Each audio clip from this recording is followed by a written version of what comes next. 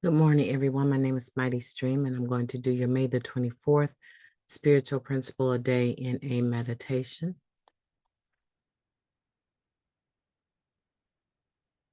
The title of the meditation, and if you need to reach me, I'm sorry about that. If you need to reach me, feel free to do so at recoveryofhope21@gmail.com. The title of the meditation is Intimacy is Conscious Contact and Connection.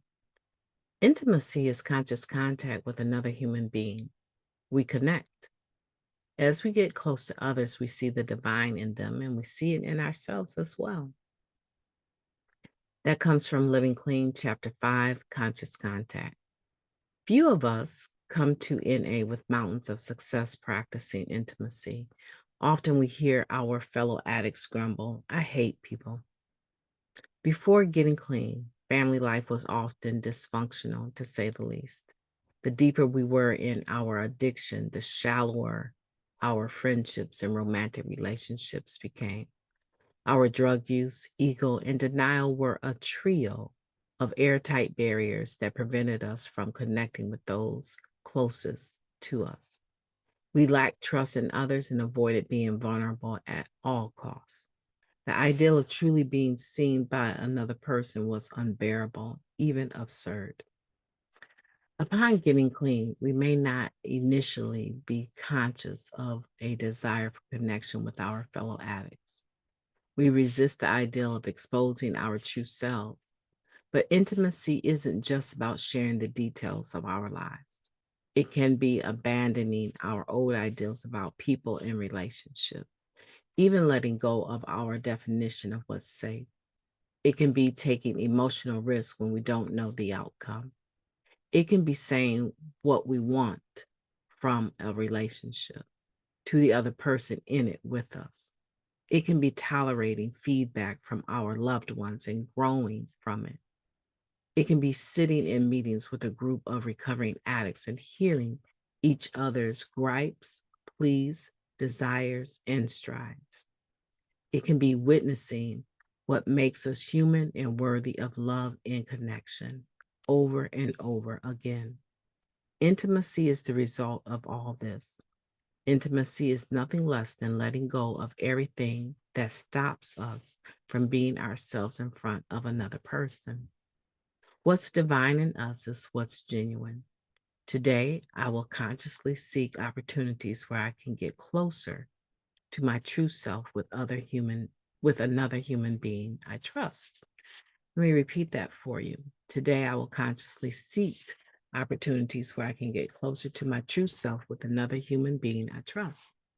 Let's take a moment of silence, followed by the wee version of Serenity Prayer. Moment of silence now, please.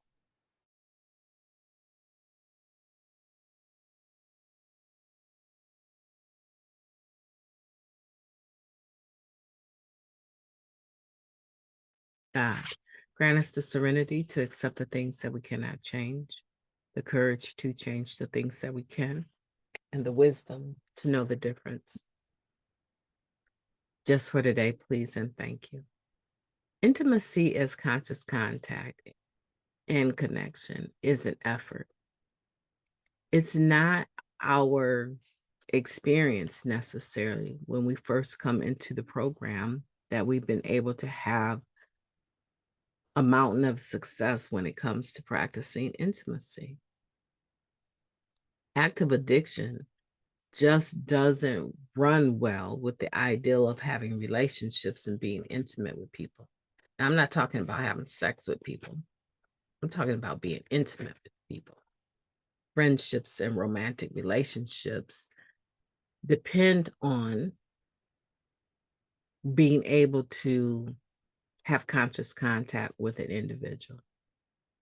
And conscious contact is not a term that many of us even were aware of before we got exposed to the 12 steps of the program and heard how it works read at a meeting. The 11th step, talking about through maintaining, prayer and meditation, we were able to maintain a conscious contact, right, with our higher power. Many of us never heard that terminology until we got into the program. However, now the concept of conscious contact is not just with God. There's the concept of having a relationship and intentionality in the word conscious, meaning that you are not conscience, not your conscience. You have a good or bad conscience about something that you've done. No, conscious, that you are aware of what is going on. That this is with all pistons firing, you are alert and attentive and intentional in your conduct. And you've heard people say, well, I don't even know if she was conscious that that was taking place. Meaning, I don't even know if she was aware that this was going on. So conscious means that I'm intentional, I'm aware, and I'm initiating on purpose contact with another person. Contact cannot take place without my permission, right? Now, someone can try to contact me, right? They can initiate calling me, but unless I take the call, there's no contact made. They will only ever be able to say, I tried to contact you, but you were not successful. You did not contact me. You initiated contact. However, I have to be receptive to it in order for it to take place. So contact requires my permission. It requires my consciousness. It requires my permission for it to be initiated. But on the other end of it, there has to be a person on the other end, and they also have to be receptive, unless they're your kids. Okay, so conscious contact is intentionality of relationship, of connecting to others. And we just honestly, we may have been in contact with people, but we weren't trying to let them know our weaknesses. We weren't trying to be vulnerable with our feelings. We weren't trying to do any of that. We were just trying to get one more. And whatever that meant that we needed to do, like however far we needed to be in contact with the individual in order to get what we wanted, we did that, right? We use people as a part of our using lifestyle, but that is not who we are today. Today, we have so much intentionality, so much consciousness behind what we're doing. And it's a beautiful experience. For me, the risk of being vulnerable is not as high as it used to be. I do it more easily with each passing day. For someone else, it could be just taking the chip off their shoulders and saying, I don't know it all. Let me sit in this meeting and be quiet and listen and be open to new information. This whole paragraph here gives different definitions of what intimacy might look like for other people, for different people. But it's nothing less than letting go of everything that stops us from being ourselves in front of another person. Being willing to show our true selves to another person. And I believe it's worth the risk. I believe it's worth the risk. Now, as I initiate conscious contact with another human being, there's always that possibility that they might be having a bad day. And even if they normally would be receptive to the contact, they might on a bad day, not be open. We all have bad moments, right? My husband, for instance, when I talk about conscious contact, now he's in recovery, so he understands the terminology, but he will automatically go to an interest of his into UFOs and aliens and Area 51. And I'm into Star Trek, right? So I understand. But that's not what we're talking about here. I could have a bad day with my husband, and he will automatically, I can have a bad day, not with him.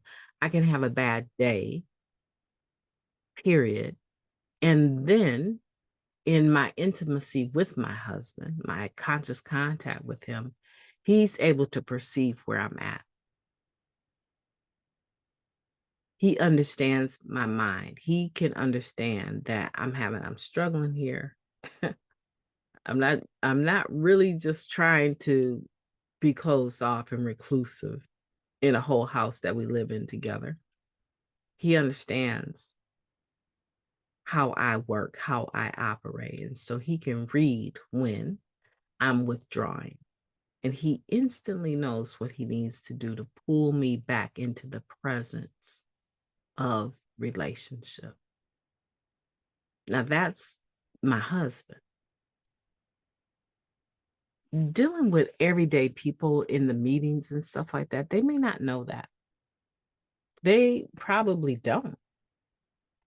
Yet I come with the expectation that they will make room for me. And they may or may not. But if I wear my feelings on my sleeves about people's responses to me, I will be totally dysfunctional and not able to do the things I need to do because I'm depending on affirmation coming from other people. It's okay if it happens, but it's not always a given. And nor should I show up at every meeting expecting people to be interested in conscious contact necessarily, because they also have to receive it. But that doesn't mean that I stop trying to be vulnerable and get to know people. It could just be maybe at a meeting, instead of sharing all the time, I'm going to listen and nod and let other people know I'm listening to them. Sometimes it takes giving something in order to get something in that sense. And if I'm always coming to the table with all the information, when does anyone else get to put information out there that I can benefit from? It can't be a two-way street. Initiate the vulnerability, the conscious contact, and then sit and wait patiently for the response. And if someone's having a bad day and not receptive, it doesn't mean that they won't be tomorrow at all. In this program, we give each other room to grow. I hope today will be a beautiful day for you. I need to get my day started. I'm running about 7 minutes behind. But I've enjoyed your company, and I hope that you will have a beautiful day on purpose. I intend to talk to you tomorrow.